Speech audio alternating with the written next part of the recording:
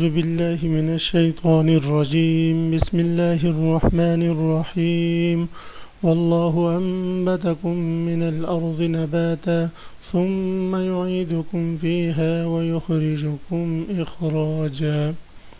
عزیز طلباء، آج ہم سبق نمبر 32 سورۃ النوح آیت نمبر 17 تا 24 پڑھیں گے۔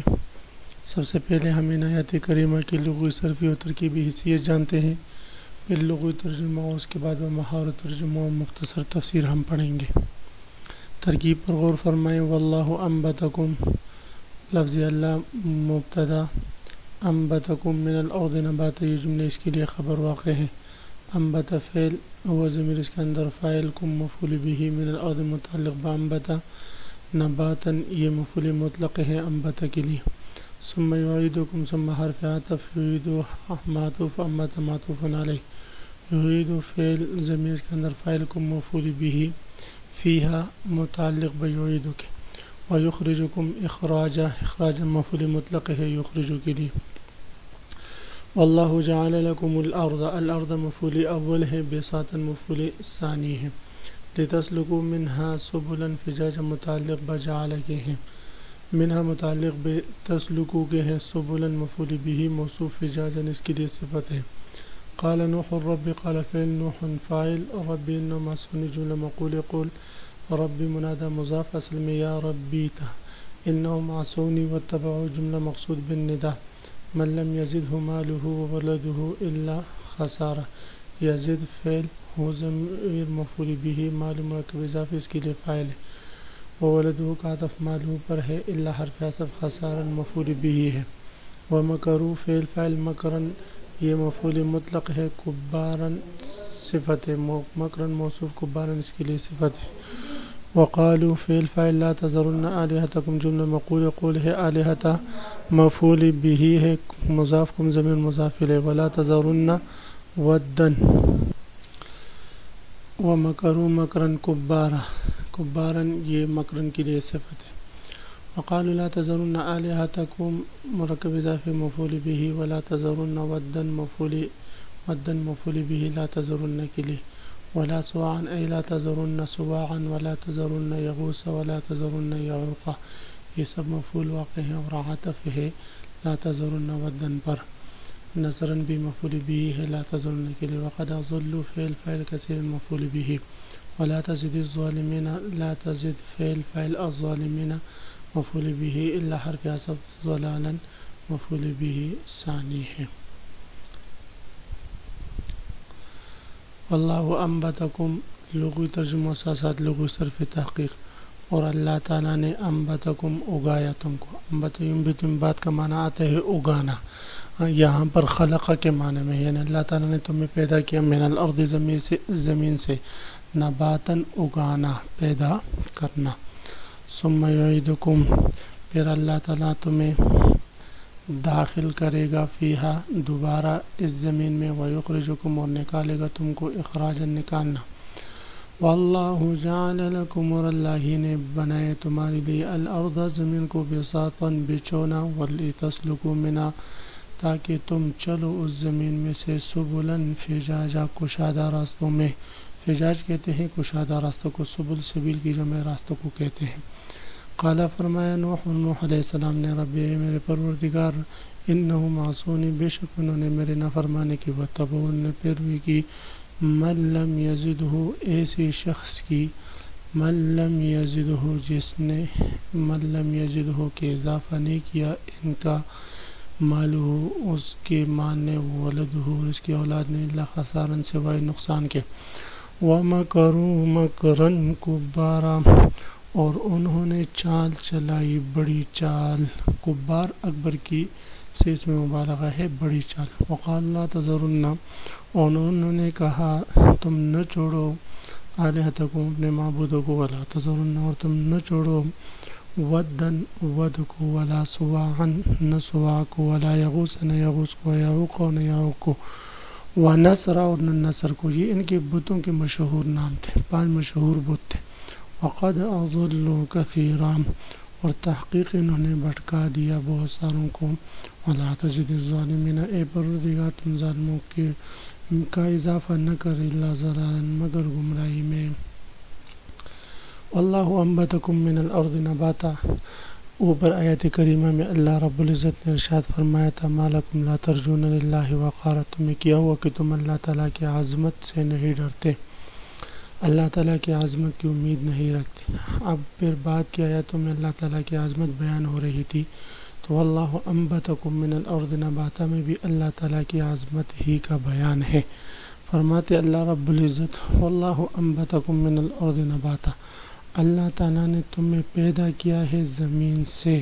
پیدا کرنا، اب عام انسانیت تو زمین سے پیدا نہیں ہوتی بلکہ نطفے سے پیدا ہوتی ہے.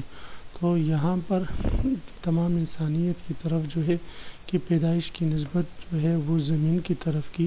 کیوں؟ اس کی وجہ یہ ہے کہ تمام انسانیت کی پیدائش کا نطفہ زمین ہی سے بنتا ہے. تو اس لیے جب تمام انسانیت کی پیدائش کا نطفہ زمین کی غذا ہی سے بنتا ہے تو اصل پیدائش زمین ہی سے ہوئی. تو فرماتے واللہ انبتکم من الارض نباتا، اور اللہ نے تمہیں زمین سے بہترین طریقے پر اگایا ہے. ثم یعیدکم فیہا ویخرجکم اخراجا، پھر وہ تمہیں دوبارہ اسی میں بھیج دے گا اور وہی سے پھر باہر نکال کھڑا کرے گا. واللہ جعل لکم الارض بساطا، پھر وہ تمہیں دوبارہ اور اللہ نے ہی تمہارے لیے زمین کو ایک فرش بنا دیا. لتسلکوا منہا سبلا فجاجا، تاکہ تم اس کے کھلے ہوئے راستوں پر چلو. قال نوح رب، نوح علیہ السلام نے فرمایا اے میرے پروردگار انہم عصونی واتبعوا من لم یزدہ مالہ وولدہ، اے میرے پروردگار حقیقت یہ ہے کہ ان لوگوں نے میرا کہنا نہیں مانا. عصونی، میرے نافرمانی کی، واتبعوا من لم یزدہ، اور ان سرداروں کے پیچھے چل پڑے جن کو ان کی مال اور اولاد نے نقصان پہنچانے کے سوا کچھ نہیں دیا. من لم یزدہ مالہ وولدہ الا خسارا، جن کو ان کی مال اور اولاد نے نقصان پہنچانے کے سوا کچھ بھی نہیں دیا. یعنی ان کے مال اور ان کی اولاد نے ان کو نقصان ہی پہنچایا. وہ در حقیقت ان کے دشمن ہی ہیں، لیکن یہ لوگ سمجھتے نہیں. میں وَمَكَرُوا مَكْرًا كُبَّارًا، اور انہوں نے بڑی بھاری مکر سے کام لیا ہے، یعنی بڑی بھاری مکر سے انہوں نے کام لیا. کبار اکبر کی جمع ہے، مبالغہ ہے، اس کے معنی ہے بہت بڑے مکر کے. مطلب یہ ہے کہ انہوں نے بہت بڑا مکر کیا، اور وہ مکر یہ تھا کہ خود تو آپ علیہ السلام کو جھٹلاتے تھے، ایذا پہنچاتے تھے، تو پھر بعد میں انہوں نے غنڈوں کو، شریروں کو بھی جمع کیا اور ان کو بھی آپ علیہ السلام کے مقابلے میں جمع کر کے جو ہے ان کے ذریعے بھی آپ کو نقصان پہنچاتے تھے. اور اسی طرح انہوں نے اپنے بتوں کے بارے میں بھی کہا تھا لا تذرن آلہتکم ولا تذرن ودا ولا سواع ولا یغوث ویعوق ونسرا، یعنی اپنے بتوں کو، خصوصاً ان 5 بڑے بتوں کی عبادت کو نہ چھوڑو. یہ 5 نام ہے 5 بتوں کے. امام بغوی رحمہ اللہ تعالیٰ سے نقل کیے معرف القرآن میں کہ یہ 5 دراصل اللہ کے نیک اور صالح بندے تھے، حضرت آدم اور حضرت نوح علیہ السلام کے درمیانے زمانے میں گزرے تھے. یہ خود بھی عبادت کرتے تھے، دوسرے لوگوں کو بھی اللہ کی توحید کی دعوت دیتے تھے. لیکن جب یہ دنیا سے چلے گئے اور کچھ عرصہ لوگوں نے ان کی باتیں مانی اور ان کے بتائے ہوئے راستے پر چلتے رہے، توحید پر چلتے رہے، بعد میں شیطان نے ان کو ورغلایا کہ تمہارے بڑے تو تم سے بڑے محبت کرتے تھے، تمہیں بھی انہیں سے بڑی عقیدت ہے، ان کے مجسمے بنا لو تاکہ تمہیں یاد رہے.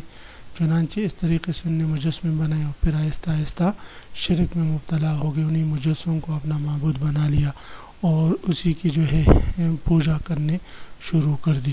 تو فرماتے ہیں وقالو، اور اپنے بندوں سے کہا لا تذرن آلہتکم، اپنے معبودوں کو ہرگز مت چھوڑنا، ولا تذرن ودا، اور نہ ودا کو چھوڑو، ولا سواعا، اور سوا کو بھی کسی بھی صورت میں نہ چھوڑنا، ولا یغوث ویعوق ونسرا، اور اسی طرح یغوث، یعوق اور نصر کو بھی مت چھوڑنا. یہ سب ان کے بتوں کے نام ہیں، اور فرمایا کہ ان کو بالکل نہ چھوڑو۔ یہ انہوں نے اپنے آپس میں ایک دوسرے کو جو ہے دعوت دی۔ اللہ رب العزت ارشاد فرماتے ہیں وَقَدْ أَضَلُّوا كَثِيرًا، اس طرح انہوں نے بہت سوں کو گمراہ کر دیا۔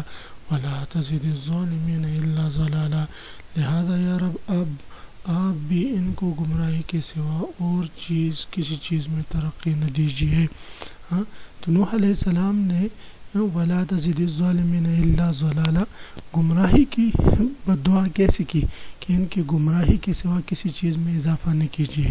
تو اس کی وجہ علماء یہ فرماتے ہیں کہ در حقیقت نوح علیہ السلام کو اللہ رب العزت نے بتا دیا تھا کہ اب ان میں کوئی بھی ایمان نہیں لائیں گے، جیسے کہ سورۃ ہود میں گزرا ہے انہ لن یؤمن من قومک الا من قد آمن۔